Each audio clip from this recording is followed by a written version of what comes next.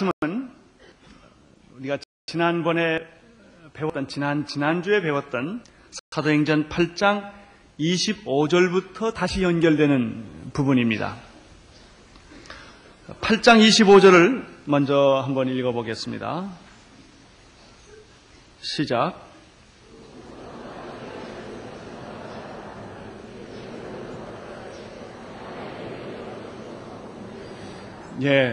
두 사도가 주의 말씀을 증거하여 말한 후에 예루살렘으로 돌아갈새 사마리아인의 여러 촌에 복음을 전하니라.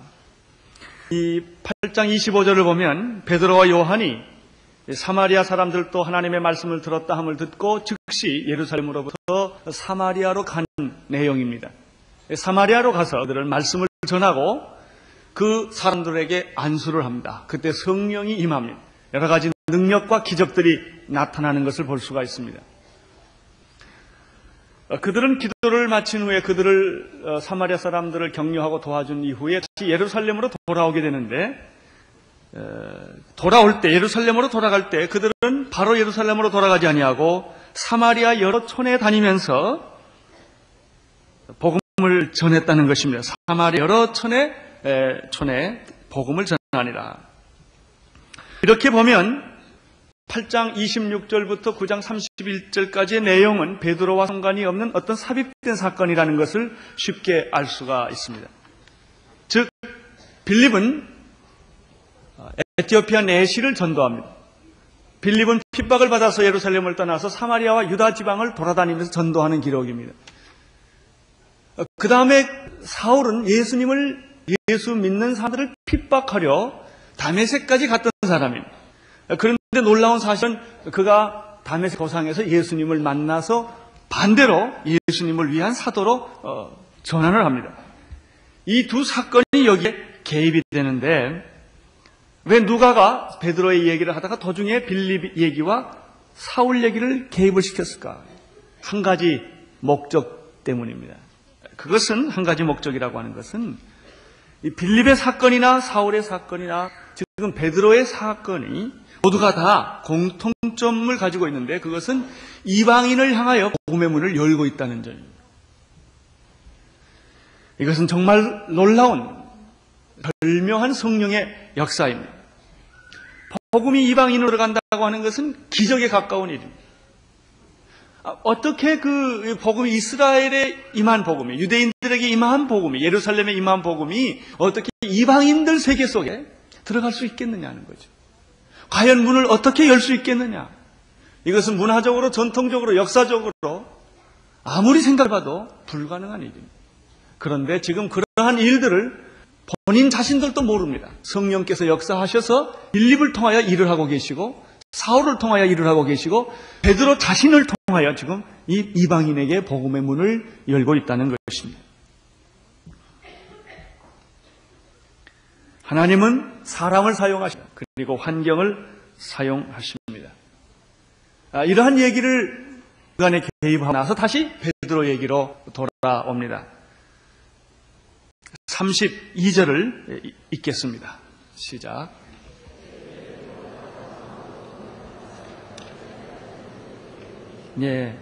예루살렘으로 돌아오는 무렵에 사마리아 여러 지방을 다니면서 복음을 전했는데, 바로 그때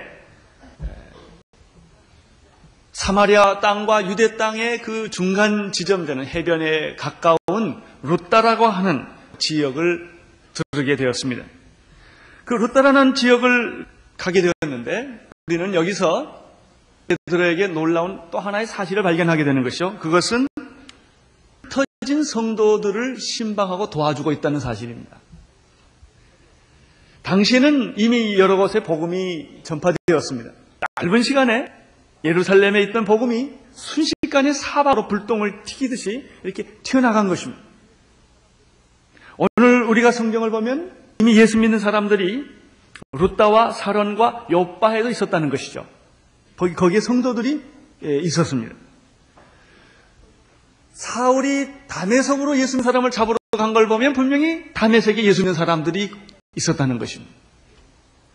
사울이 그 후에 아라비아까지 간 걸 보면 거기에도 예수 믿는 사람이 있었다는 것을 짐작케 하는 것이죠. 얼마나 놀랍습니까? 마치 이것은 불똥과 같은 거예요. 불이 폭발을 했는데 그 불똥이 산지사방으로 흩어지더니 그것에서 막 성령의 불이 역사하는 것입니다. 그렇습니다. 참 복음은, 예수의 복음은, 성령의 복음, 십자가의 복음은, 부활의 복음은 가만히 있지 않습니다. 막 불똥이 터지듯이 생명이 역사하는 것입니다. 마치 잡초가 번식하듯이, 불똥이 튀겨나가듯이 이미 떨어지기만 하면 그것은 또 하나의 불이 되는 것입니다. 나는 여러분들이 모두 다 이렇게 사도행전의 불똥과 같은 사람이기를 바랍니다. 그래서 성령의 불이 임하여 오순절처럼 온누리교회에서 성령을 받고 여러분이 직장이나 곳곳에 흩어져서 또다시 그것을 변화시키는 그런 역할을 여러분이 감당할 수 있게 되기를 바랍니다. 그런데 이 사도행전을 보면 또 한 가지 놀라운 공통점이 있습니다. 이 복음이 물이 흐르듯이 계속 흐를 수 있는 곳까지 흐르듯이 복음은 국적과 인종과 문화와 전통을 초월하여 이게 막 흘러갑니다. 근데 복음이 흘러가면 또 한 가지 놀라운 사실이 보여지는데 그것은 신방한다는 것입니다. 사도행전을 보면 신방의 책입니다. 1차 전도, 2차 전도, 3차 전도도 다 신방적인 의미가 있습니다. 제가 온누리교회를 하면서 신방에 별로 그렇게 관심이 없었는데 사도행전을 보다가 회개를 했습니다. 성령 받은 사람들은 일에 관심이 있는 게 아니라 사람에 관심이 있구나. 예수를 내가 전합니다. 그 사람이 정말 예수를 잘 믿고 있는지. 예수 처음 믿는 사람들은 사탄의 유혹을 받아 자꾸 흔들립니다. 환경의 유혹을 받아 자꾸 흔들립니다. 의심을 하게 됩니다. 섰다가 또 넘어집니다. 그 사람들을 계속 격려하고 도와주는 것이 사도행전입니다. 바울이 편지를 여러 통 썼습니다. 그게 신약입니다. 편지를 왜 썼겠습니까? 격려하고 위로하고 마귀에 빠지지 않게 하기 위하여, 그들을 도와주기 위하여 일종의 신방 편지인 것입니다. 예수님의 뜨거운 심장을 가진 사람들은 연약한 형제들에 대한 관심이 있습니다. 정말 그들이 지금 기도를 잘하고 있는지, 잃어버린 한 마리 양같이 겉으로는 예수 잘 믿는 것 같지만 실제로는 집을 떠난 양처럼 방황하고 있는 것은 아닌지, 홀로 울고 외로워하고 있는 것은 아닌지, 신앙을 다 까먹어버린 것은 아닌지, 이렇게 생각하면서 그들을 찾아다니면서 다시 믿음을 강화하고 타협된 믿음을 다시 순수하게 만드는 그런 일들을 했다는 것입니다. 성령 받은 사람의 특징, 신방 많이 합니다. 성령 받지 않는 사람들 신방 잘 안 합니다. 이게 사도행전의 한 원칙입니다. 나는 우리 온누교회가 그동안 신방 안 한 것을 굉장히 하나님께 죄송하게 생각을, 성경 잘 가르치면 됐지, 설교 잘하면 됐지, 신방이 뭐 그렇게 중요한. 사도행전을 보니까 그렇지 않다는 것을 알게 되었습니다. 열심히 집집을 찾아다니면서 가난하고 어려운 성도들을 도와주고 외롭고 고독한 성도들을 위로해 주는 것, 그것이 사도행전의 교회였다는 것입니다. 나는 여러분들이 오늘 신방을 많이 하기를 바랍니다. 오늘 이 예배 끝나고 별일이 없으시면 다 점심 잡수시고 누군가를 신방하시기를 바랍니다. 예수 이름으로 찾아가서 기도해 주고 격려해 주는 그런 축복이 있게 되기를 바랍니다. 두 번째, 오늘 보면 베드로가 신방을 하다가 영혼들을 돌보다가 연약 성도들을 도와주다가 중풍병자를 만나게 됩니다. 그것은 8년 동안 자기 스스로 옷을 입을 수가 없고 먹을 수가 없고 화장실을 갈 수가 없는, 누군가에 의해서 도움을 받아야 되는 이런 사람을 만나게 됩니다. 저희 아버님도 5년 동안 전혀 아무것도 하지 못하고 침상에서 대소변을 다 받아내는 그런 생활을 했습니다. 얼마나 힘들고 얼마나 짜증스럽고 얼마나 고통스러운지. 그 바람에 저희 어머니 천사가 되고 말았습니다. 그걸 다 도와주느라고. 그렇게 어려운 것입니다. 이 8년 된 중풍병자를 만나게 되라. 32절과 33절을 보시기를 바랍니다. 시작.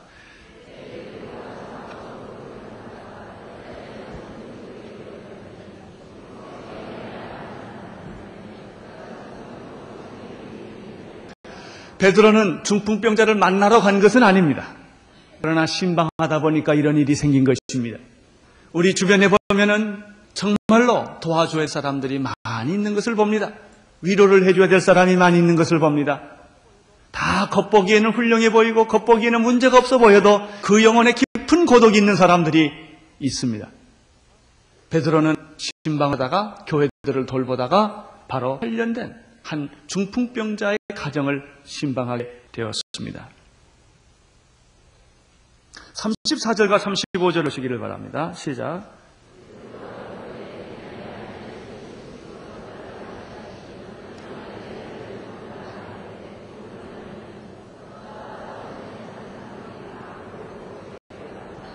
네. 베드로는 이 중풍병자를 여기서 주님의 능력으로 일으키는 것을, 기적을 일으키는 것을 보게 됩니다. 그렇습니다. 여러분이 연약한 성도를 돌보다 보면 기적들이 일어납니다. 하나님이 그런 능력을 주시는 것입니다. 제가 최근에 동숭동에 갈 일이 있었습니다. 아내를 기다리느라고 점심시간 무렵에 배가 하도 고파서 어떻게 할까 그러다가 보니까 옆에 보니까 조그만한 삼계탕 집이 있어요. 그래서 이 집에는 무슨 음식이 있나, 뭐 먹을 게 있나 그래가지고 들어가 봤어요. 간판에 음식을 좀 보니까 제가 그렇게 먹을 게 없는 것 같아서 도로 나왔습니다. 나오는데 누가 나를 딱 붙잡아요. 그 주인이. 목사님 하십니까? 그래. 너무 놀래가지고 들켰구나. 그랬던 자기 딸이 온누리길을 다닌대요. 청년분들. 얼마나 은혜 받고 변했는지 고맙다는 얘기를 해서 하세요. 여기 어떻게 오셨냐고 그랬어요. 그래서 할 수 없이 다시 들어가세요. 들어가서 닭곰탕을 먹었습니다. 우리 기사 아저씨와 둘이서 같이. 그래 또 특별히 음식을 많이 잘 대접해 주셨습니다. 조그만한 아주 조그만한 식탁이 한 10개 정도 있는 그런 가게입니다. 근데 자매님들이 그렇게 밝고 건강하고 꼭 교회 온 것 같아요. 권사님이시고 따님들이 다 예수 믿는 사람들이 장사를 하는데 맛있게 이제 닭곰탕을 하나를 먹고 돈을 내려고 하니까 돈을 그렇게 안 받아요. 한참 싸웠어요. 그래서 목사가 돈 낼 경우가 참 없는데 돈 좀 내자고 나도 좀 돈 좀 내보고 보자. 그냥 결 실패하고 말았어요. 그래 어떻게 기도해줘. 또 기도하자 그래가지고 축복을 해주고 이제 나왔습니다. 며칠 지나서 저희 교회로 팩스 한 장이 왔어요. 팩스가 지난주에 왔는데 그 권사님으로부터는 팩스예요. 목사님이 다녀가신 이후에 자기 집에는 굉장히 여러 가지 문제들이 있고 기도 제목이 있었는데 돈이 꼭 필요했대요. 돈을 갚아야 될 일인데 돈을 갚을 수 없었다는 것이죠. 꿔줄 사람도 없고 여러 가지 고민하고 있었는데 제가 떠나자마자 어떤 분이 무의로 그 돈을 다 빌려줬대요. 이분이 너무 놀란 거예요. 역시 목사님이 다녀가시더니 이런 기적이 일어났다는 것입니다. 아주 전혀 생각하지 못했던 일인데 두통에 제가 굉장히 능력 있는 목가 되었습니다. 그렇습니다. 신방을 하면 본의 아니게 이런 놀라운 일이 일어난다는 것입니다. 전혀 나는 모르는 일이고 또 그렇게 그분이 돈 때문에 고생하는 걸 몰랐습니다. 그러나 이런 일들이 있는 작은 기도가 동기부여가 된다는 것이죠. 오늘 꼭 신방하시기를 바랍니다. 누군가 이런 일이 또 생길 것입니다.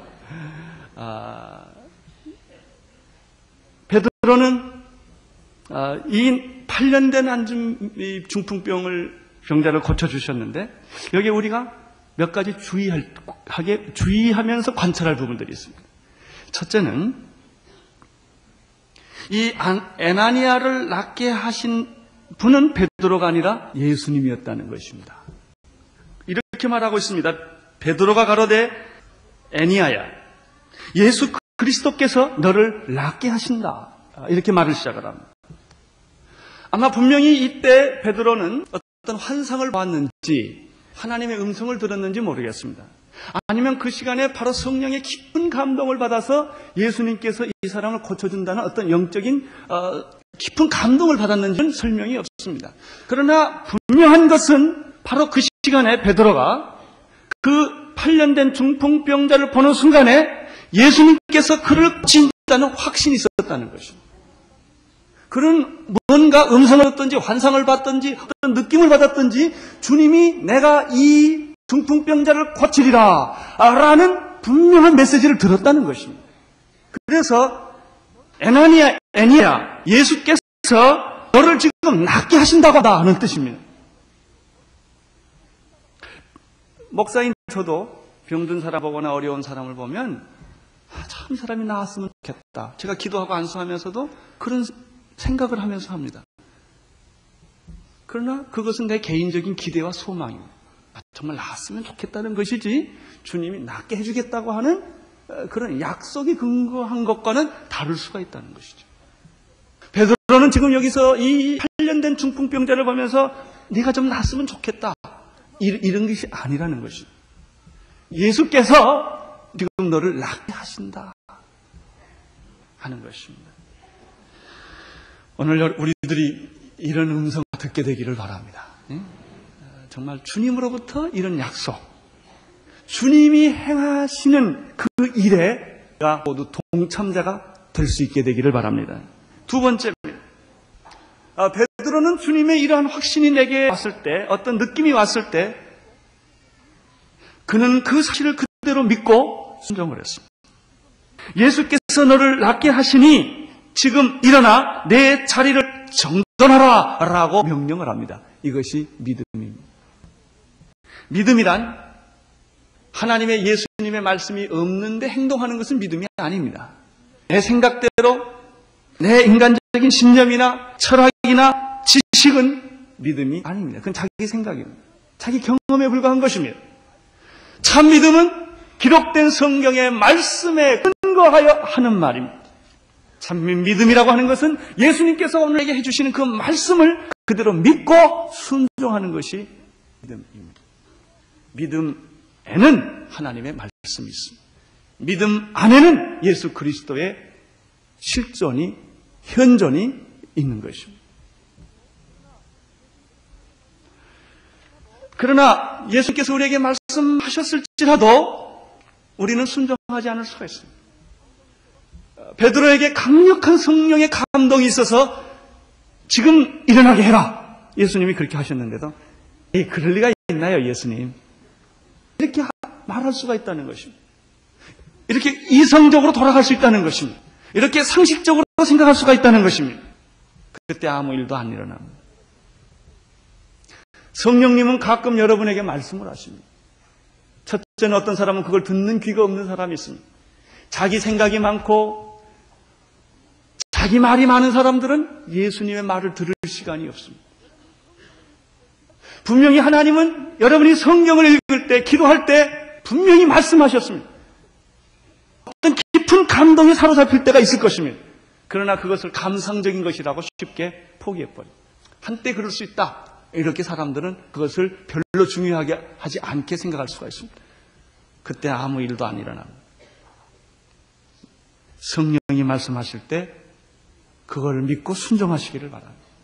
이성에 맞지 않는다 할지라도 그것이 현실적으로 뚫고 나갈 수 있는 일이 너무나 힘들지라도 내가 지금 직장을 생각해보고 내 가정을 생각해보고 내 환경을 생각해보면 그런 일을 할 수가 없어요.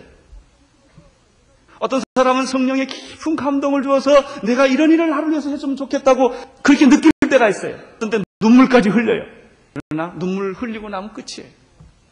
일어섬으로 이게 사람들은 기도 끝나면 우리 다 끝나죠. 다 잊어버리는 거예요. 베드로는 그 명령에 순종한 것입니다. 일어나라. 세 번째, 애니야는 즉시 일어났습니다. 얼마나 놀랐습니까? 어떻게 일어날 수가 있겠습니까? 예수님이 하셨기 때문에 그렇습니다. 즉시 일어났습니다. 그 주위에 있던 사람들이 이 사실을 목격하고 나서 어떻게 말을 해요? 어떻게 됐습니까? 주위의 사람이 뭐라고 말했습니까?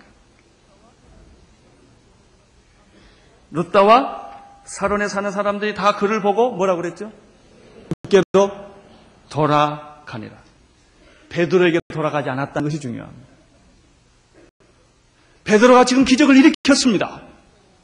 그때 사람들은 다 베드로에게 관심을 가질 수가 있는데 오늘 이 기적을 보면 예수님께로 돌아갔다는 것입니다. 이것이 참된 기적입니다. 이것이 참된 기적의 열매인 것입니다. 사람에게 영광을 받는 것이, 돌리는 것이 아닙니다. 사람들은 거꾸로 예수님이 하신 것마저도 자기가 영광을 가로채는 사람들이 있습니다. 목사에게 영광 돌리지 않게 되기를 바랍니다. 사람들에게 영광 돌리지 않게 되기를 바랍니다. 사람에게 영광을 돌리면 머지 않아서 망하게 됩니다. 반드시 망하게 됩니다. 그 신앙까지 잃어버리게 됩니다. 애니아의 기적은 8년 된 중풍병자가 살아난 사건은 하나님께 영광인 것입니다.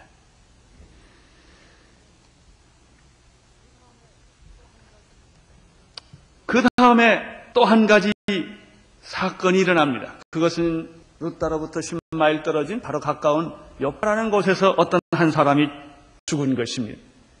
36절과 37절을 보시기를 바랍니다. 시작.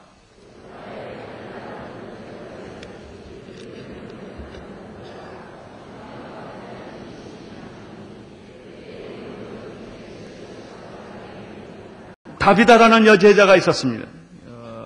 초대교회에는 남자 제자만 있었던 것이 아니라 여자 제자가 있었던 것이 분명합니다. 그 사람은 도로가라가로 말을 합니다.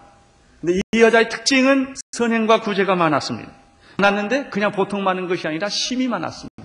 굉장히 많았다는 것입니다. 근데 그 여자가 죽었습니다. 누구든지 사람은 다 죽는다는 사실을 여기서 또 배웁니다. 그가 아무리 선행과 구제를 많이 했을지라도 나이 들고 병들면 죽게 되는 것이 인간이 가는 길입니다. 죽음이란 누구든 공평하게 찾아옵니다. 나는 이 사실을 통해서 이 아침에 여러분에게 이런 도전을 하고 싶습니다. 죽음이 준비되었습니까? 오늘 죽는다면 여러분 어떻게 하시겠습니까? 여러분 하나님 앞에서 죽음을 준비할 수 있게 되기를 바랍니다. 죽음을 어떻게 맞이하느냐가 그 인생을 결정합니다. 죽음에서 승리한 사람은 모든 면에서 승리한 사람입니다. 그러나 그 사람의 생애가 화려했다 할지라도 죽음에서 실패하면 모든 것이 다 실패한 사람이 됩니다.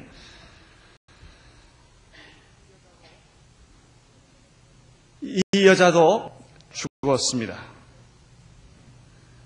이 여자가 죽었는데 사람들은 이 여자의 죽음을 지금 10마일이 떨어져 있는 베드로에게 알리려고 찾아온 것입니다. 38절과 39절을 보시기를 바랍니다. 시작.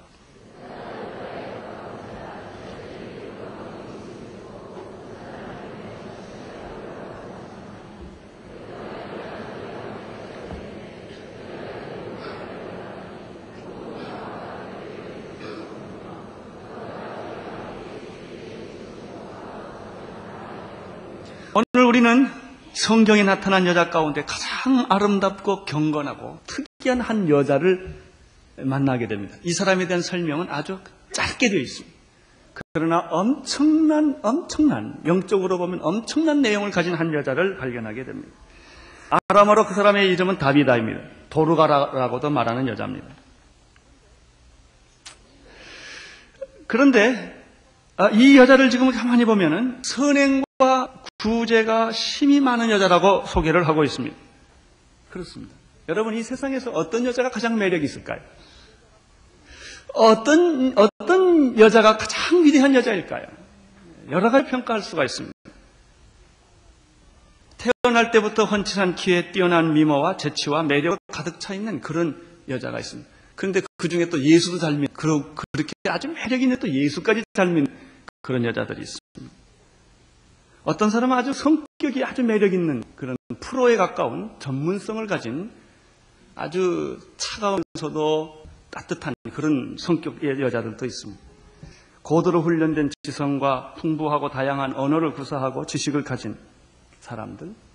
또 어떤 여자들을 보면은 미술이나 문학이나 음악에 이미 천재성을 발휘해서 어린 나이에 세계 정상을 차지하는 그런 사람들도 우리 주변에 있는 것을 보게 됩니다. 참 귀한 사람들입니다. 그러나 오늘 성경에는 이런 사람들을 소개하고 있지 않다는 것입니다. 오늘 성경에서 우리에게 정말 영적인, 참 우리가 흠모해야 할 아름다운 한 여자는 어떤 여자냐 하면, 그 여자 얼굴이 어떻게 생겼는지도 모르겠고 키가 몇 센치인지도 모르겠어요. 그가 뭘 전공했는지도 모르겠어요. 그러나 분명한 게 하나 있어요. 그 여자가 선행과 구제가 심히 많았다는 것입니다.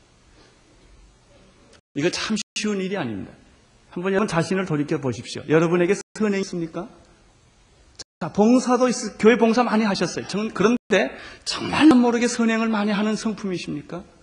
가난한 자를 돌보고 구제하는 사람입니까?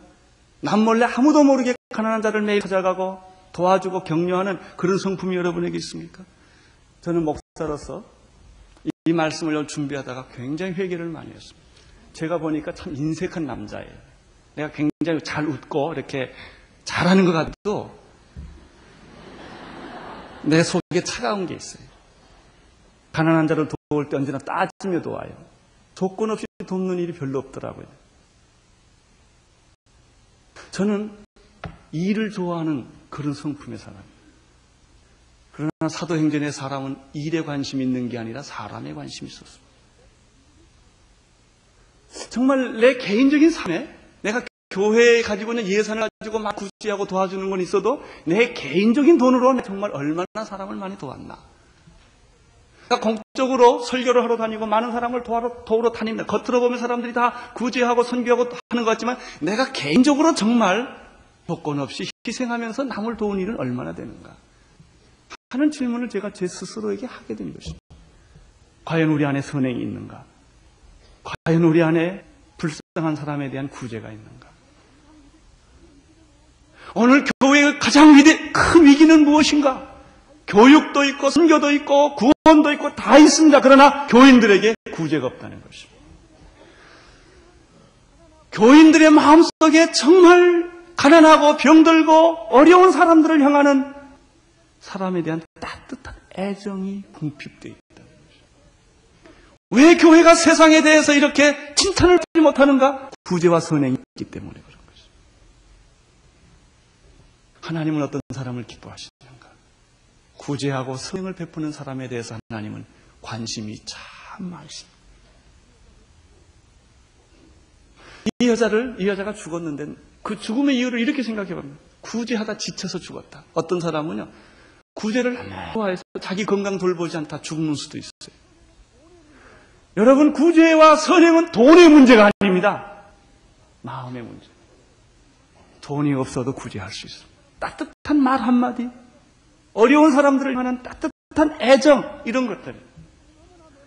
근데 우리는 우리의 마음 그런데 너무나 메말라 있는 것입니다. 왜냐하면 내 생활을 지키기 위하여, 내 수준을 지키기 위하여, 내 편리성을 추구하기 위하여, 나의 성공을 위하여 내 주변에 있는 이런 사람들에 대한 따뜻한 눈을 갖지 못한다는 것입니다. 우리가 사도행전 시장에 가면 고넬료라는 한 사람이 온 가정이 구원을 받습니다. 어떻게 구원받는지 아세요? 천사가 나타나서 이렇게, 내가 내 기도와 구제를 보았느니라 이렇게 말해요.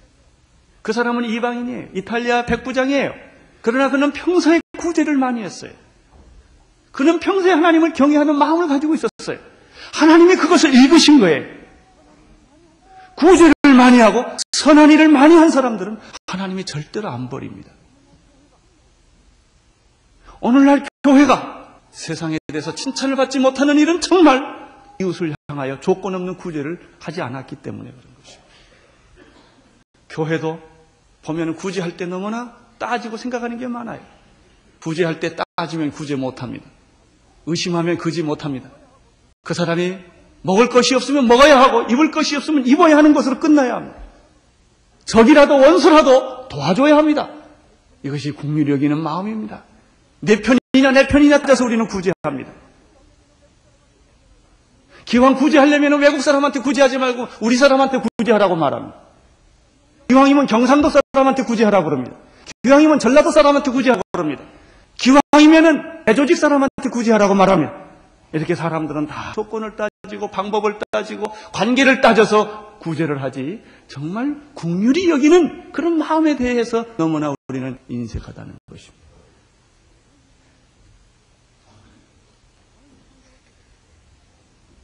오늘 이 성경을 계속해 보면은 이 여자가 죽었을 때 그 주변에 있는 사람들이 정말 슬퍼했어요. 사람이 죽으면 그 사람을 압니다. 이웃에게 구제와 선행을 많이 한 사람들은 그 사람이 죽을 때 비록 장례식을 가지 못하더라도 눈물을 흘리게 되는 것이죠. 참 아깝다. 그 사람은 죽어야 되는데 이렇게 말하는 것입니다. 어떤 사람이 죽으면 죽어 싸다 그래요. 얼마나 힘들게 했으면 그 말을 하겠습니까? 얼마나 힘들겠습니까?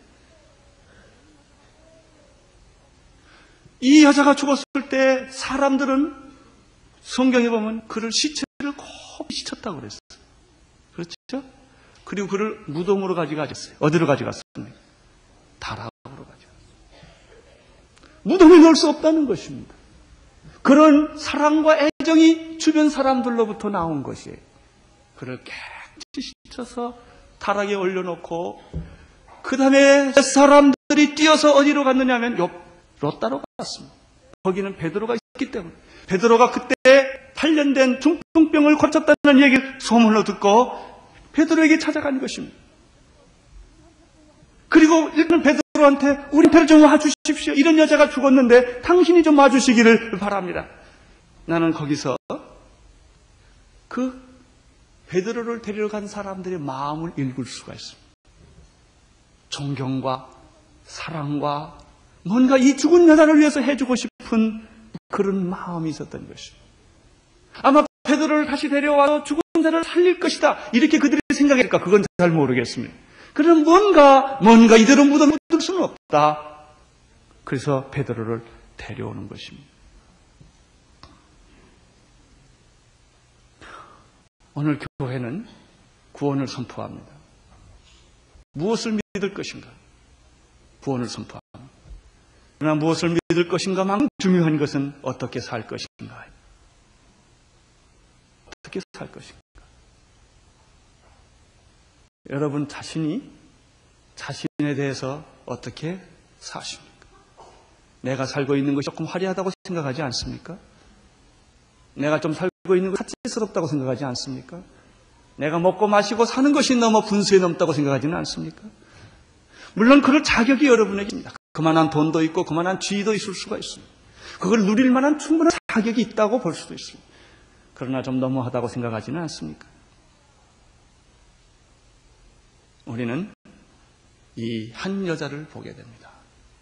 조건 없이 남을 도와주고 사랑하고 선행을 베푸는 이 여자. 베드로가 도착했을 때 베드로가 다락방에 올라가 봤습니다. 그때 그 주변에 과부들이 울고 서 있었다고 말했습니다. 그러면서 베드로에게 한 옷가지를 줍니다. 그것은 그들이 같이 지었던 도로가가 만들었던 속옷과 겉옷입니다. 속옷과 겉옷은 무엇일까요?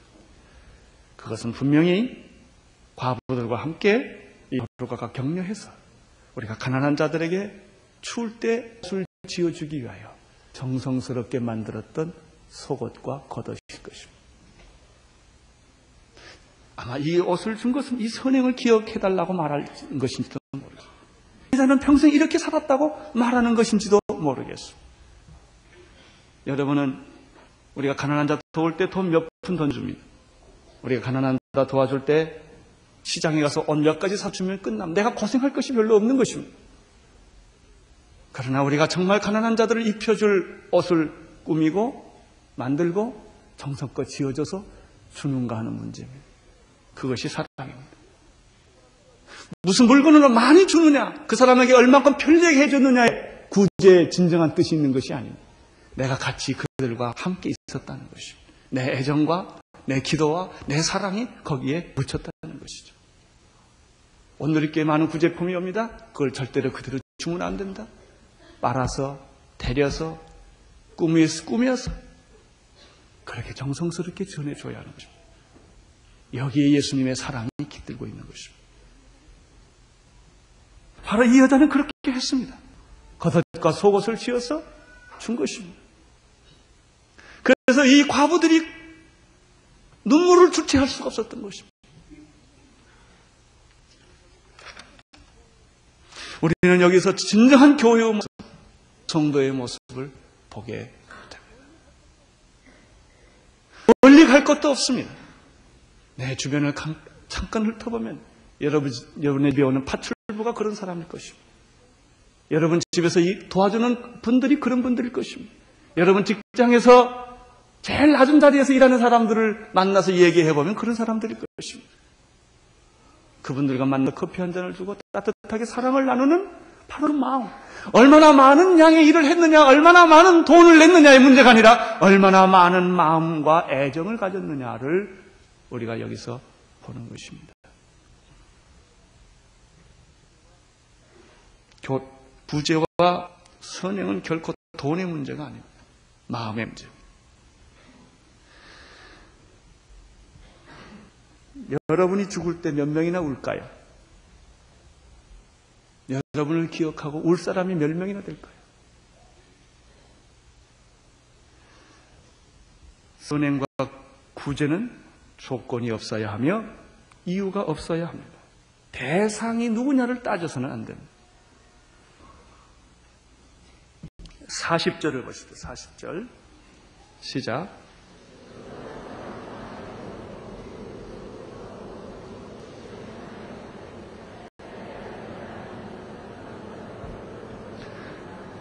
이것은 마치 마가복음 5장 35절 이하에서 예수님께서 야이로의 딸을 살릴 때의 모습과 아주 흡사한 것을 발견하게 됩니다. 그 속옷과 겉옷을 받아들였을 때, 그리고 많은 주위에 있는 여자들이 눈물을 흘리며 정말 슬퍼하고 있는 모습을 봤을 때, 그리고 싸늘한 시체가 되어 있는 한 여인의 시신을 보았을 때, 베드로의 마음은 걷잡을 수가 없었습니다. 사람들에게 다 나가라고 말했습니다. 다 나가라. 그리고 그는 이 시신 앞에서 무릎을 꿇었습니다. 그리고 기도했습니다. 무슨 기도를 했을까요? 하나님, 이 여자를 살려주십시오. 그는 보통 기도가 아니었을 것입니다. 그는 간절하게 기도했을 것입니다. 주님, 이 여자가 이렇게 선행을 베풀고 이렇게 구제했는데 정말 오른손이 한 것을 왼손 모르게, 아무도 모르게 그리스도의 심장을 가지고 가난한 자를 이렇게 도와준 여자였는데 이 여자를 살려주십시오. 여러분, 아무리 베드로가 미련하다고 그래도 말이죠, 죽은 자가 어찌 살아납니까? 어떻게 시체한테 그렇게 기도할 수가 있겠습니까? 분명히 그는 시체를 보고 있었지만 그는 시체를 보지 않고 있었습니다. 살아계신 하나님의 능력을 신뢰하고 있었으며, 죽은 다비다의 신을 보고 있었지만 그는 결코 다비다를 보고 있었던 것이 아니라 하나님 품 안에 살아 역사하는, 천국에서 뛰어나는 다비다를 그가 보고 있었을 것입니다. 기도를 마치고 난 후에 베드로는 시체를 향하여 이렇게 말해, 다비다야, 일어나라. 제정신이 아니에요, 지금. 내가 보면 분명히 제정신이 아니에요. 제정신이면 이런 기도를 할 수가 있겠습니까? 그러나 그는 그렇게 기도를 했습니다. 이야기를 했습니다. 다비다야, 일어나라 하니 그가 눈을 떠 베드로를 보고 일어나 앉은지라. 나는 이 사실을 있는 그대로 믿습니다. 하나도 의심하지 않습니다. 상징도 아닙니다. 사실입니다. 이런 일은 나는 지금도 있을 수 있다고 믿습니다. 정말 우리가 베드로 같은 기도를 한다면, 정말 우리가 다윗 같은 선행과 구제가 있었다면 그런 일이 있을 수 있다는 것입니다. 다비다야, 다시 일어나라. 나는 이러한 사실 앞에 이런 기도를 생각해 보았습니다. 오늘 한국을 생각하고 서울을 생각하면 죽은 다비다와 같은 그런 절망감을 느낍니다. 누가 교육 문제를 해결할 수 있고, 누가 사회의 타락과 경제의 이 위기를 과연 누가 해결할 수 있겠습니까? 과연 통일의 문제를 군사적으로, 정치적으로, 경제적으로 누가 해결할 수가 있겠습니까? 시체를 향하여 다윗아야 일어나라라고 말했던 것처럼 오늘 우리는 이 세상을 향하여 이렇게 말할 수가 없을까? 이 불가능에 도전할 수가 없을까? 하는 것입니다. 41절 42절 보겠습니다. 시작.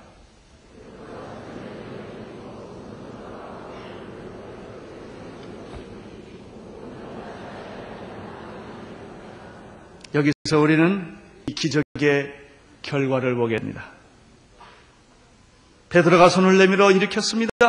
성도들을 불러서 그의 산 것을 보여주었습니다. 온 요파 사람이 이 소문을 듣게 되었고 살아난 다비다를 보게 되었습니다. 그리고 나서 그 많은 사람들이 누구를 믿더라? 주를 믿더라. 베드로를 믿더라가 아닙니다. 주님께 돌아온 것입니다. 사랑하는 성도 여러분, 여러분이 교회 자체가 우상이 되면 안 됩니다. 온누리교회가 좋긴 하지만 온누리교회 자체가 우상이 되면 안 됩니다. 온누리교회를 보여주는 것이 아니라 주님을 보여주어야 합니다. 여러분의 선행과 구제가 중요하지만 대부분의 많은 사람의 선행과 구제는 다 사진 찍는 선행과 구제. 자, 찍으세요. 전달합니다. 찰칵. 다 내가 얼마나 했다. 다 많은 사람들은 선행과 구제하고 또 재정보고를 또 꼭 받습니다. 썼나 안 썼나, 잘 썼나. 하여튼 우리의 구제, 그런 구제는 하나님이 기억 안 합니다. 정말 하나님이 기억할 구제를 하십시오. 하나님만이 아는, 당신의 아내와 당신의 남편이 모르는 구제를 하십시오. 하나님 앞에서 영혼을 사랑하는 그때 기적이 일어납니다. 기도하겠습니다.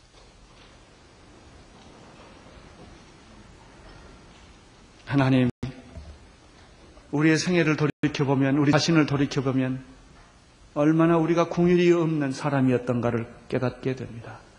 인색했고 자기 자신밖에 몰랐던 우리를 부끄러워합니다. 그러나 주님은 8년 된 중풍병자를 일으켜주시고 죽은 다비다까지 살려주셨습니다. 주여, 오늘 이러한 기적들이 우리 사회, 우리 역사에, 우리 민족에게도 일어나게 하여 주옵소서. 우리 온누리교회 이런 기적들이 일어나게 하여 주옵소서. 예수님 이름으로 기도드리옵나이다. 아멘. 열리게 하여 주시고 하바롭스키의 성령의 역사가 일어나게 하여 주시옵소서.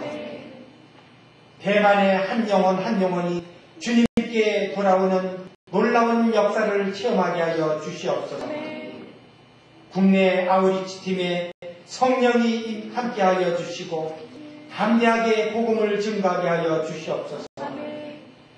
발로 밟는 곳마다 복음이 선포되고 우상이 떠나가며 어둠과 죄악들이 성령의 능력으로 물러가게 하여 주시옵소서. 하나님 아버지, 우리가 힘들고 어려울 때 우리 옆에 항상 계셔서 회복하게 하시고 새 힘을 주시는 하나님을 찬양합니다. 우리 오늘이 대학부 모두에게 지혜를 더하여 주시고 무슨 일을 만나든지 잘 감당할 수 있는 능력을 허락하여 주시옵소서. 박인영 목사님 말씀에 기름 부어 주시옵소서. 말씀이 우리 안에 들어와 하나님 기뻐하시는 뜻을 온전히 알게 하여 주시고 말씀으로 언제나 우리가 승리하게 하여 주시옵소서. 예수님 이름으로 기도하옵나이다. 아멘.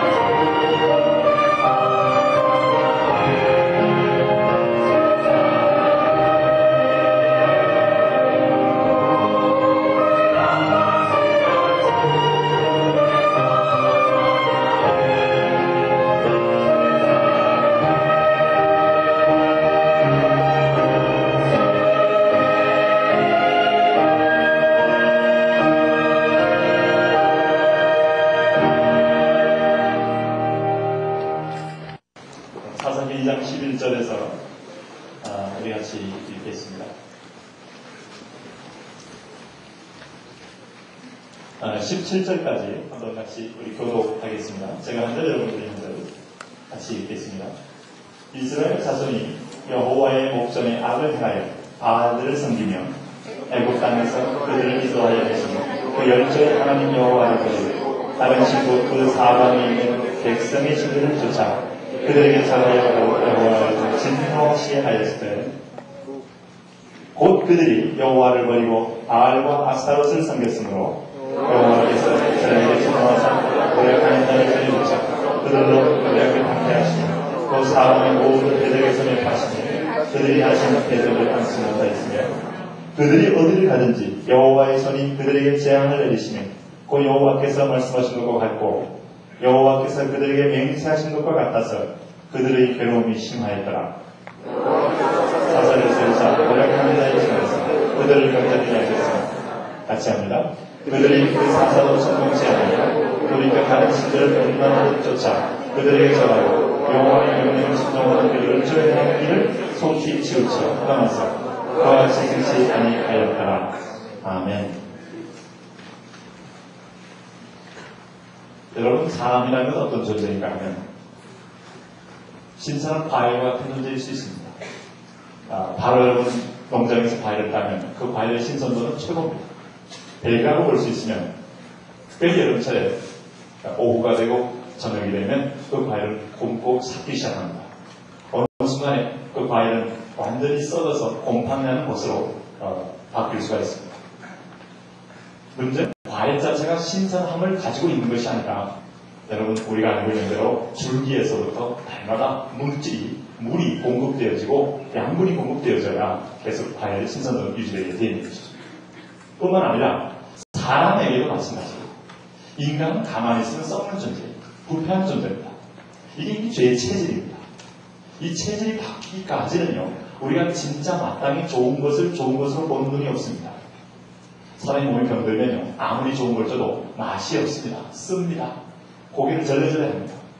그러나 사람이 건강하면 온몸이 요구하는 영양분이 있습니다. 영양소가 있습니다. 거기에 맞는 과일을 먹든 음식을 먹을 때마다 몸에 힘을 얻고 굉장히 여러분 음식과 함께 아름다운 조화를 이루게 되는 걸 볼 수가 있어요. 성경은 말이죠. 오늘 이 사사기를 통하여 인간은 누구인가, 동시에 하나님은 누구인가, 이 두 세력을 우리에게 가르쳐주고 있습니다. 여러분 11절 말씀 보면 이스라엘 백성들이 이스라엘 자손이 여호와의 목전에서 악을 행하였다 라는 것이 여러분 사사기의 이제 시작입니다. 여러분 인간의 모든 범죄는 하나님 앞에서 범죄할 수밖에 없다는 것을 기억하세요. 내가 은밀하게 했든 모르게 했든 아니면 내가 아무도 모르는 가운데 범죄했을지라도 그 범죄함을 아신 분은 하나님이십니다. 우리를 불꽃 같은 눈을 가지고 우리를 살피고 계신 분은 하나님이세요. 이분을 섭리자라고 말합니다. 이분을 주권자라고 말합니다.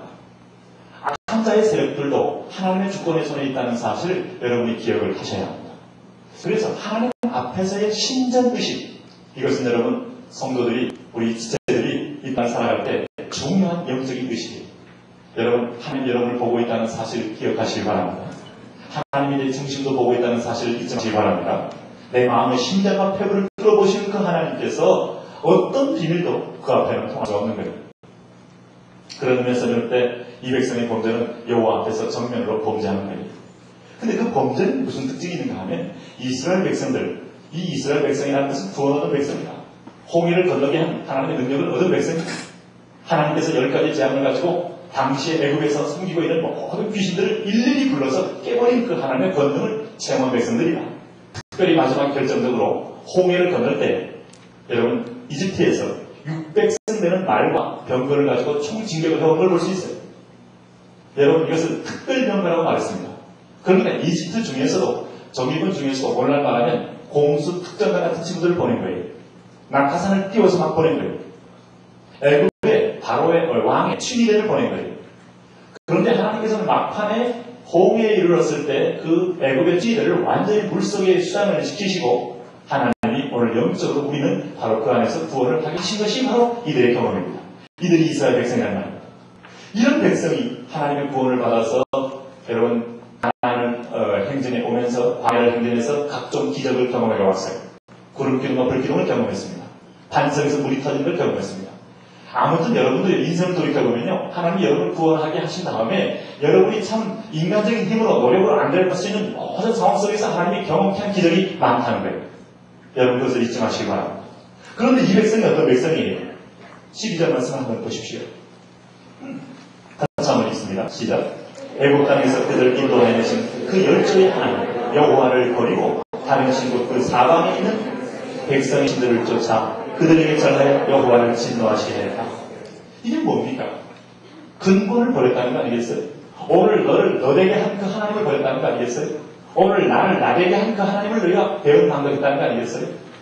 지금 너희가 여기 존재하고 있는 것은 하나님의 전적인 은혜요, 사랑이요, 섭리요, 수많은 원수들을 깨버리고 너를 구원하여서 하나님의 전으로 인도해서 오늘 대학 학생이 되게 했는데, 여러분 여기 와가지고 여러분이 스스로 자기를 주장하고 여러분 하나님의 음성의 귀를 누리지 않는다면 배은망덕한 이스라엘 백성과 똑같은 것입니다. 여러분, 물고기는 물을 떠나면 죽는 거예요. 흙으로 지음받은 인간이 흙을 떠나 인간의 온갖 질병이 생기듯이 말이죠. 영혼은 하나님의 성령으로 내패시해서 인간 속에서 생기가 불어넣어져서 하나님의 생명이 우리 가운데 들어와서 인간이 된 것이거든요. 그러니 이 인간의 영적 존재가 하나님의 영적인 줄이 끊기면 인간은 영적으로 죽는 거예요. 내 근본을 잘 기억하시는 것이 중요합니다. 하나님이 그것이 소속한 거예요. 그것이 답답한 거예요. 그것이 괘씸한 거예요. 오늘 여러분 여기까지 여러분 이번 학기를 무사히 통과하게 하고 여러분 공부하게 하시고 건강을 주시고 오늘 여기 앉게 하신 분은 여호와 하나님을 여러분 믿으시기 바랍니다. 고백하십니까 여러분? 하나님의 은혜로 내가 여기까지 왔다고 믿으십니까? 하나님의 사랑으로 은총으로. 우리는요 사사기 3장 7절에 가보시면요 죄의 본질이 뭔가를 성경이 얘기해주고 있는데, 여러분 똑같이 사사 온전히 일어나기 전에 이스라엘 이 백성의 죄악을 얘기하고 있습니다. 3장 7절을 같이 봅니다. 시작. 이스라엘 자손이 여호와의 목전에 악을 행하여 자기들의 하나님 여호와를 잊어버리고 바알들과 아멘의 아세라를 섬긴 자. 자기들의 하나님, 우리의 주, 우리의 여호와, 우리의 구원자, 나를 먹이시고 입히시고 정말 여러분 아무것도 없는 땅에서 만나를 내리시고 정말 장렬한 태양 밑에서 여러분 구름기둥을 가려주시고 반석에서 샘물 나게 하시고 이런 은총으로 인도하신 그 하나님을 잊어버리고 이 백성이 도움이 없는 불러도 대답할 수 없는 하나님이 막으시는 꼼짝도 못하는 아세라를 섬기면서 그들이 여호와를 잊어버렸다고 말했어요. 이 망각증이죠. 배운 망각이죠. 여러분이 제가 크다는 사실을 기억하셔야 돼요. 그래서 하나님은요 할 수만 있으면 나의 기적을 기념하기를 원한다. 그래서 너희가 요단강 가다면 기념비를 아예 그 요단강 한가운데 한복판에서 돌을 가져다가 기념비 12개의 돌을 가져다가 너희 지파 전체를 상징하는 돌을 가져다가 탑을 쌓아라. 이 돌을 볼 때마다 이 돌은 강 안에 있던 거지 강 바깥에 있던 게 아니에요. 이야, 우리가 분명히 기적으로 전하는 건너구나 하는 하나님의 기적을 기억해야 하는 거예요. 구원의 첫사랑을 회복하라 하는 그 말이에요. 여러분 오늘 성만찬 하는 것은 바로 그거예요. 내가 올 때까지 나를 기념해라. 나는 너와 한 몸이다. 너는 내 것이다. 너는 결코 사단의 것이 아니다. 너는 내게 속한 것이다. 여러분 하나님을 기억하시기 바랍니다. 우리가 주님 것임을 여러분 인정하시기 바랍니다. 이 인정과 기억이 있을 때 비로소 감사가 나오고 예배가 나오는 거예요. 우리가 이미 아는 말씀을 주시겠습니다만 여러분 싱크에서 생크가 나온다는 걸 기억하세요. 하나님을 기억할 때 비로소 인간은 감사가 나오고 감동이 나오고 예배가 나오는 거예요. 망각에서 여러분 우상숭배가 나오는 거예요. 나의 근본을 잊어버리는 거예요. 오늘 내가 누구냐 하는 거예요. 여러분 전적으로 여러분 것은 하나님 것임을 믿으십니까? 내가 내 것으로 주장할 수 있는 것이 아무것도 없다는 것을 잊지 마세요. 시간도 내 것이 아니에요. 건강도 내 것이 아닙니다. 여러분이 갖고 있는 모든 환경 여건도 내 것이 아니에요. 하나님 것이기 때문에 하나님이 선한 길로 나의 인생의 걸음을 인도하여 주옵소서. 은혜를 잊어버리면 불평이 나고요. 불평은 살아서 원망이 되고요. 배도하게 됩니다. 배은망덕하게 됩니다. 이 사사기의 역사는요. 하나님의 은총과 은혜를 첫 출발을 잊어버린 데서부터 이 범죄의 악순환의 고리가 계속되고 있는 걸 볼 수가 있어요. 여러분 성경에 봐도 3년 동안 예수님을 잘 따라다녔던 가룟 유다도 은 30에 예수님의 은총을 잊어버리고 배은하고 망덕을 했습니다. 여러분 에베소 교회의 교인이었던 그 후메니오와 알렉산더가 바로 에베소 교회의 바울을 배반했습니다. 바울을 따라 배신한 사람이 또 있어요. 부겔로와 허몬, 게네. 이 디모데후서 1장 15절 나오는 말씀입니다. 이름들도 상당히 복잡하지 않아요? 특별히 여러분 처음에는 상당히 성령 충만해서 다른 것처럼 보이는데 마지막에 어려움이 올 때 세상을 향하여 떠나간 대마. 바울이 대마를 잊지 않아요. 대마, 그놈이 날 떠났다. 마가는 처음에는 좀 믿음이 어린 것 같고 좀 시작에는 미약한 것 같고 했는데 점점 갈수록 마가는 성령이 그 가운데 가슴을 지배하고 의식을 지배하고 생각을 지배하고 그의 발걸음을 지배하면서 마지막 바울이 감옥에 있는 현장까지 마가는 함께하는 동역자가 되었어요. 여러분 저는 여러분들이 처음보다 나중에 더 좋으신 분들이 되기를 축원합니다. 성령으로 시작할까요? 육체로 끝나는 자들이 아니라 우리가 어떤 면에서 보면 참으로 무지로 시작할지라도 아니면 남들이 여기 끌려오니까 그냥 바람으로 기분으로 왔을지라도 성령의 은혜를 받고 하나님의 열매를 맺는 여러분이 되는 것은 은총이요 축복인 것이죠. 그런 사람이 되기를 바랍니다. 그들이 범죄한 죄가 뭐라고 말했어요? 여러분 이 백성이 여호와의 목전에서 하나님이 자기를 인도하신 여호와를 버리고 범죄한 게 뭐라고 말했습니까? 12절 말씀 보세요. 다른 신, 곧 그 사방에 있는 백성의 신들을 쫓았다. 이 신들이 보니까 이거 어떤 특정한 신도 아니에요. 다양한 우상들을 섬긴 거예요. 그 신들의 이름이 뭔가 하면 오늘 11절 말씀 보니까 바알들을 섬깁니다. 이 바알들입니다. 이 바알들 하면 이 바알림 하는 복수를 쓰는데 이것은 주인인데 바알이 주인이에요. 남신 이런 뜻이 있어요. 여러분 바알의 한 족속의 신이 아니라 고대 분동의 여러 국가가 섬기는 다양한 신들의 이름이 함께 포함되어 있는 이름이에요. 민수기 20장 보면 모압과 모압의 그 발람과 발락 선자가 섬겼던 그 귀신이 바로 바알입니다. 이스라엘의 끈질긴 우상의 세력이 바알이에요. 기도원이 죽자 바알들을 음란하게 섬겼다고 사사기 8장이 또 얘기합니다. 예레미야 시절에도 이 바알 때문에 이 민족과 이 공동체가 망하고 있어요. 그러면 바알은 뭔가 하면 여러분 바알과 함께 항상 짝으로 나오는 신이 하나 있는데 13절 말씀을 보겠습니다. 시작. 곧 그들이 여호와를 섬기고 버리고 바알과 아스타롯을 섬겼으므로. 말이 틀려도 중요한 게 틀리면 거꾸로 됩니다. 여기 보니까 여호와를 버리고 바알과 아스타롯은 뭔가 하면 최고의 여신이 바알은 남신입니다. 이게 아스타롯은 베니게와 아수르와 바벨론 등에서 통용되는 그런 근덕의 여신들입니다. 이걸 숭배할 때 이 두 바알과 아스타롯이 성적인 교접을 통하여 이 땅에 풍요와 또 어떤 면에서 가산이 있다고 믿는 거예요. 성과 물질 두 가지를 낳게 해요. 그래서 여러분 이 가나안의 신화 속에서 이 바알은 엘신의 아들이고 아스타롯은 아낙과 엘신의 아내인 아세라와 함께 가나안 3대 여신인데 이 아스타롯이 바알과 함께 교접함으로써 풍요와 어떤 면에서 가산이 온다고 믿는 건데 일종의 여러분 물질의 신이요 여러분 성적인 신입니다. 그래서 여러분 바알 신인 것마다 아주 음란해지고 여러분 성적 문란과 도덕적 타락이 여러분 동반되었어요. 이게 지역마다 구약에 보면 얼마나 그 바알적 신에게 묶여있는지 민수기 보면 바알 수원, 바알 올, 바알 세국, 바알 쇠마임 지역마다 이름들이 바알의 이름을 붙이면서 그들이 섬기고 있어요. 북쪽의 모압인들이 숭배하다는 바알 볼이고 에그론족이 숭배하다는 바알 세국이고 베니게와 시리아와 갈대아인이 숭배하다는 바알 쇠마임 이 바알의 귀신들이 온통 가나안을 지배하고 있었다는 말이에요. 그럼 이 사방의 바알의 귀신들 이 귀신들을 따라서 이들이 여호와를 잊어버리고 그들과 신들까지 혼합주의로 교접하려 나갔다는 말이에요. 여러분 이들이 완전히 여호와를 떠난 게 아닙니다. 매일 맞을 때마다 관련을 당할 때마다 이들이 고통을 당할 때마다 징계를 받을 때마다 여호와를 이렇게 부르짖어요.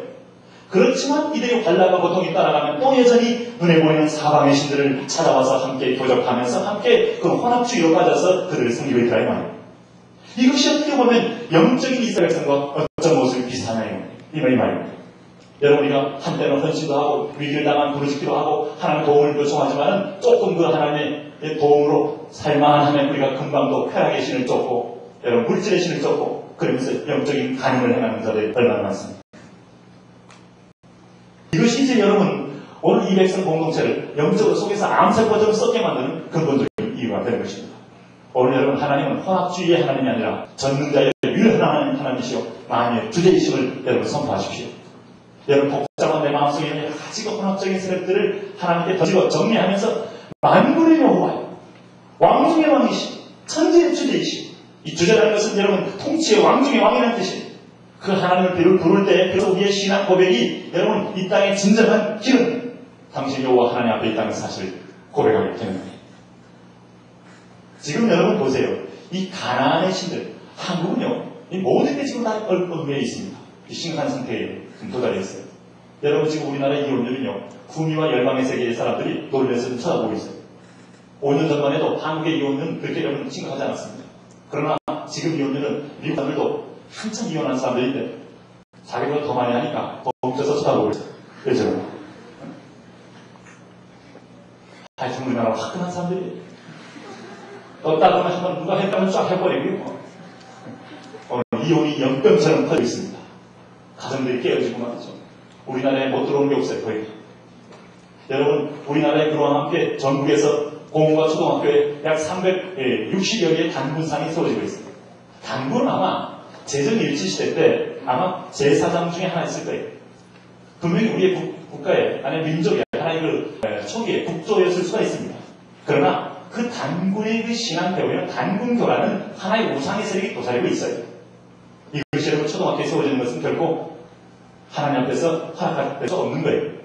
일이 세워지고 있고, 여러분 지금 냉전시대가 무너진 다음에 여러분 이 세상에 이데올로기의 거대한 신들이 사라지고 나서 각 민족마다 민족주의가 떠오르고 있잖아요.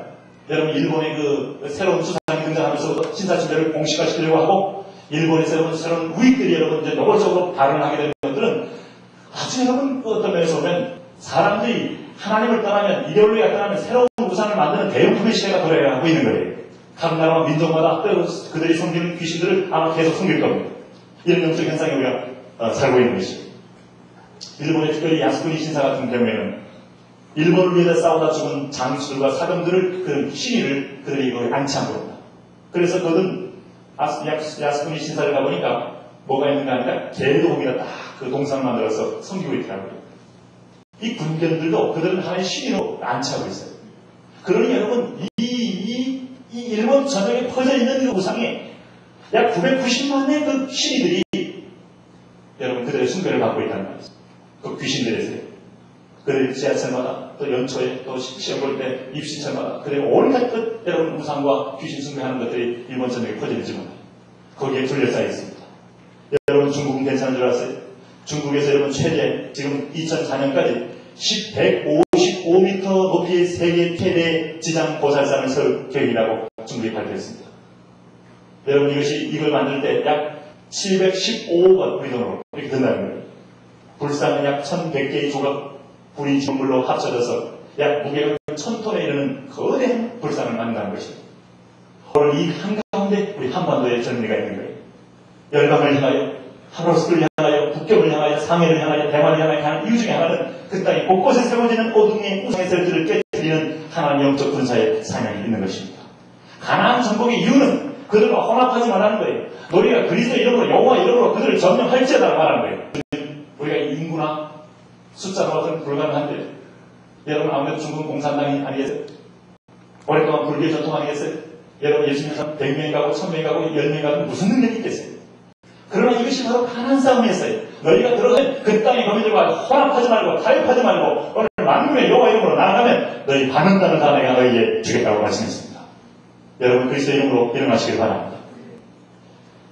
특별히 요즘 제가 마음에 찜찜한 것 중에 하나는 해인사에 말이죠. 아파트 15층에 버금가는 43m 높이의 여러분 청동 대부를 건립하겠다는 계획이 있습니다. 지금 동해안에도 이 동해안에서 최대의 불상 하나 세워놓고 있어요. 동해안을 굽어보고 속초항을 굽어보고 있어요. 그래서 금강산 관광이 잘 안 되는 거예요. 홍해대문을 막고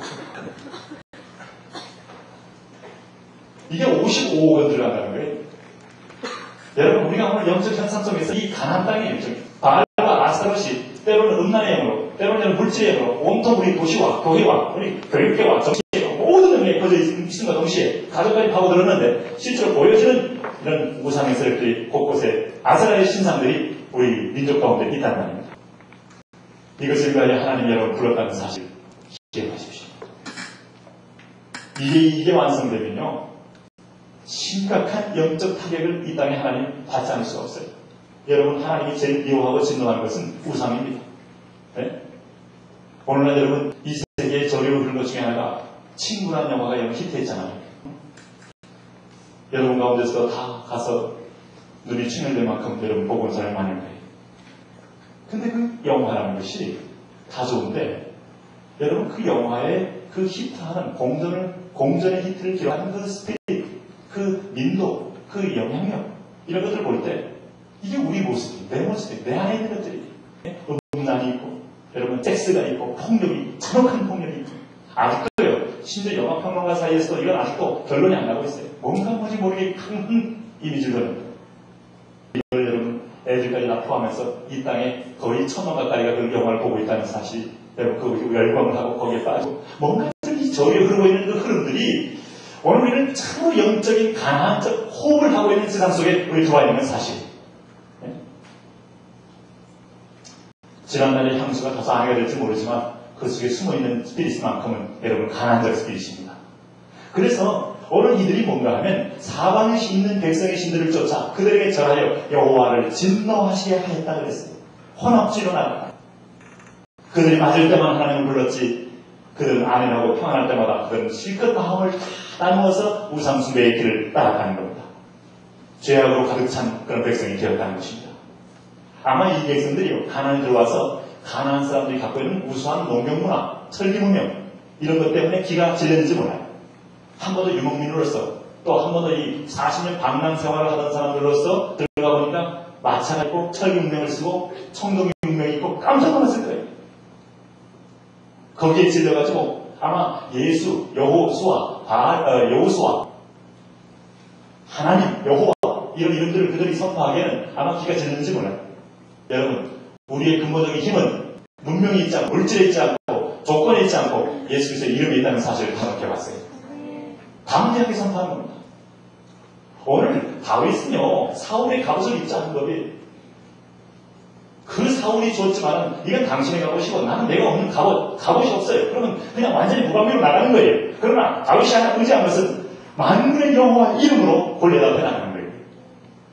그가 할 수 있는 은사는 돌려드는 것밖에 없어요. 오랫동안 여러분 광야에서 여러분 목소리에서 여러분 짐승들을 키우면서 멀리는 양을 잡을 때 하나 던져서 쫓기도 하고 여우가 오면 하나 던져서 쫓기도 하고 오로지 기술은 돌 던지는 거 하나 짱돌 던지는 거 외에는 기술이 없어요. 네? 사울은 여러분 왕으로서 휘황찬란하게 갑옷이 있고 여러분 완전 방비할 만한 활이 날아 들어와도 여러분 거기 뚫을 수 없는 그런 갑옷이 있지만은 다윗에게는 의미가 없다는 말이에요. 그럴 때 있는 그대로의 모습을 가지고 나왔는데 그 있는 그대로의 모습 속에 뭐가 핵심인가? 만군의 여호와의 이름으로 그가 의지하는 여호와의 신이 있고 창조자가 있고 구주자가 있고 너는 골리앗만은 너의 바알의 이름으로 내게 나올지 모르지만 나는 만군의 여호와의 이름으로 나간다. 여러분 있는 그대로 너희가 전도로 나갈 때 전대와 막대기와 전대에는 돈을 넣지 말고 막대기 들었으면 막대기만 가져나가고 있는 그대로 모습 가지고 나가라 그랬습니다. 사랑하는 여러분들 앞으로 한 달 동안 한 달이 채 안 되니다만은 열심히 여러분 대만어도 공부하시고 여러분 러시아어도 공부하시고 다 하십니다만은 있는 그대로 나가시길 바랍니다. 최선을 다해 나가시기 바랍니다. 여러분 물질이 하나님 계속 구하고 아르바이트하고 요청합니다만은 여러분 주님이 부르시니 분명하다면 있는 그대로 나가시길 바랍니다. 하나님이 부른 자에게 같이 오는 걸 경험하는 거예요. 가서 하나님 보이시고 이끄시는 그 역사. 왜냐하면 이 전쟁은 여호와께 속한 것이니 전쟁은 여호와께 속한 것이니 여호와의 군대장관이 있고 여호와의 군인들이 있고 여호와의 천사들이 있고 내가 눈에로만 보이지만 싸우는 게 보이는 거예요. 이걸 바라보는 눈이 믿음인 것이에요. 믿음은 바라는 것을 실상에 보지 못한 것들의 증거가 되는 것입니다. 여러분 도단성에서 여러분 엘리사는 자기 종 몸속이 나가서 보니까 여러분 엘리사를 잡으러 온 모든 적군들이 도단성을 포위했어요. 깜짝 놀라고 기겁을 하고 즐겁을 했습니다. 엘리사님 난리가 났습니다. 우리는 죽게 되었습니다. 흥분했습니다. 그럴 때 엘리사는 가만히 나가서 보니까 그 도단성을 포위한 적군들 배후에 여호와의 군대가 또 한 번 포위를 한 걸 본 거예요.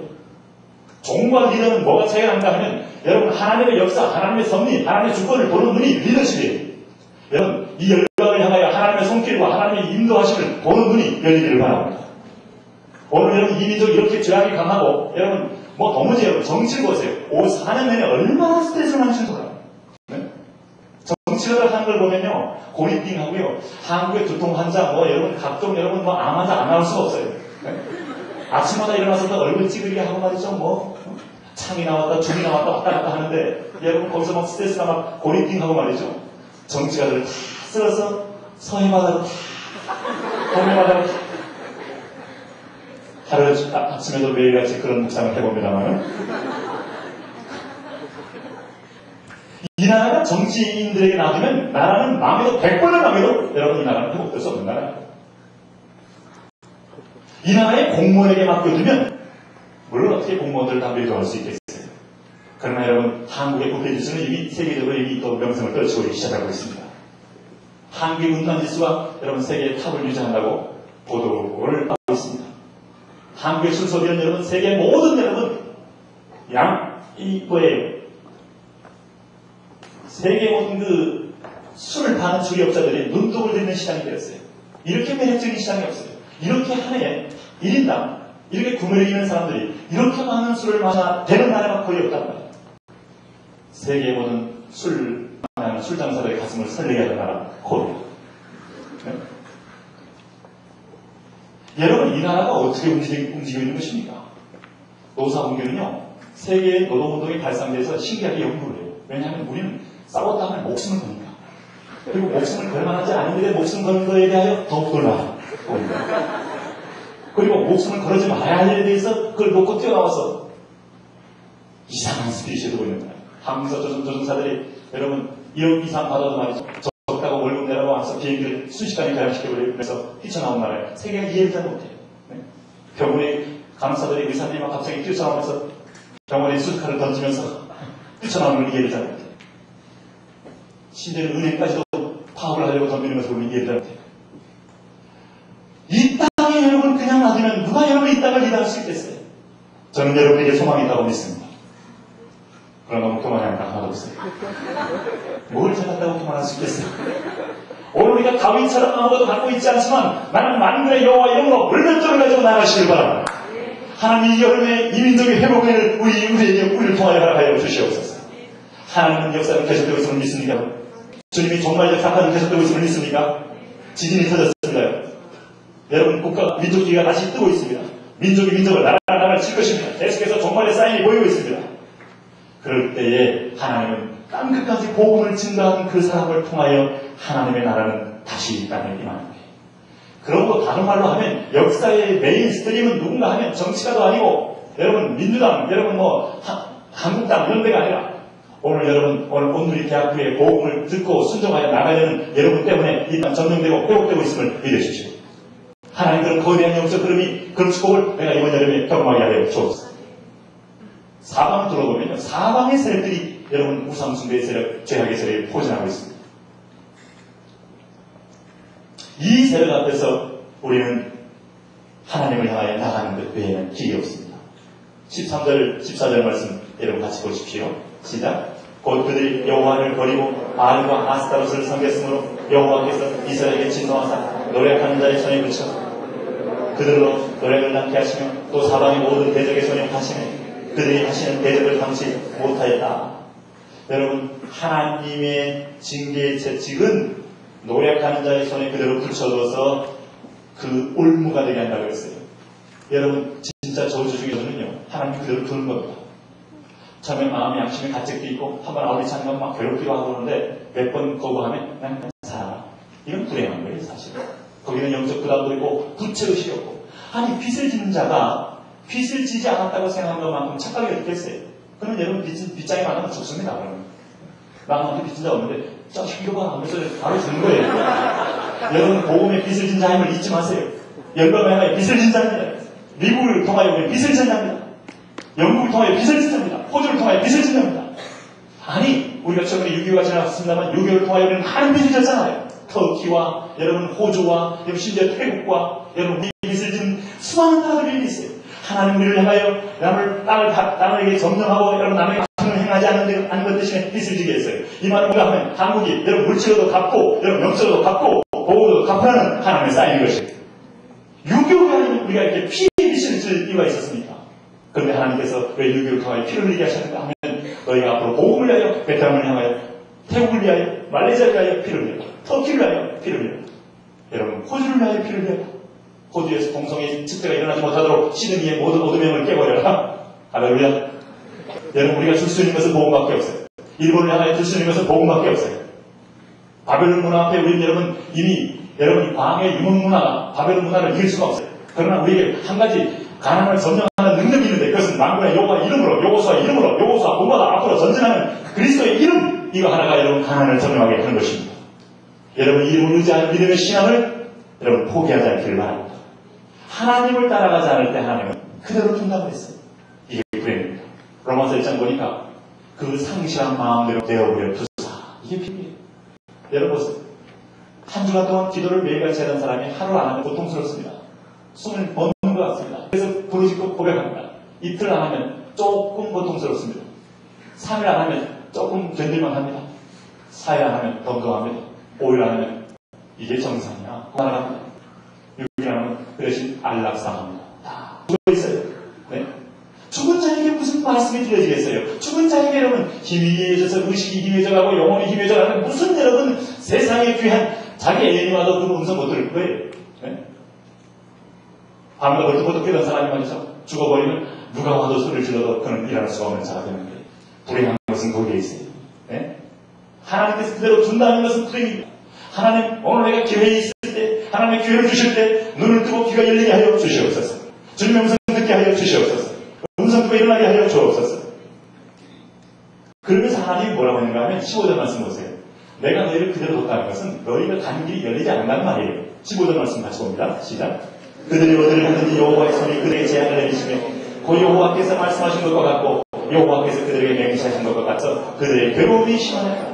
여러분 어디를 가든지 여호와의 손이 그들에게 재앙을 내렸다고 표현했습니다. 어디를 가든지 길이 막힌다는 거예요.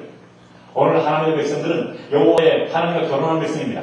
홍해를 건넌 백성은 이미 여호와의 집에 들어온 하나님의 집에 내 집에 들어온 시집온 백성이에요. 시집은 호세아의 고멜이 말이죠. 참나가서 옛적 버릇 따라서 음행을 행하고 옛날 애인만 하고 다니면 그 여자를 어떻게 처리해야 되겠어요? 돌에 맞게 해야 되지 않겠어요? 내 하나님은 돌에 안 맞고 그냥 다시 품으셨는데 여러분 그대로 놔두면 어디를 가든지 길이 막히게 할 것이다. 한번 따라해보세요. 나는 하나님과 결혼한 신부다. 잊지 마시길 바랍니다.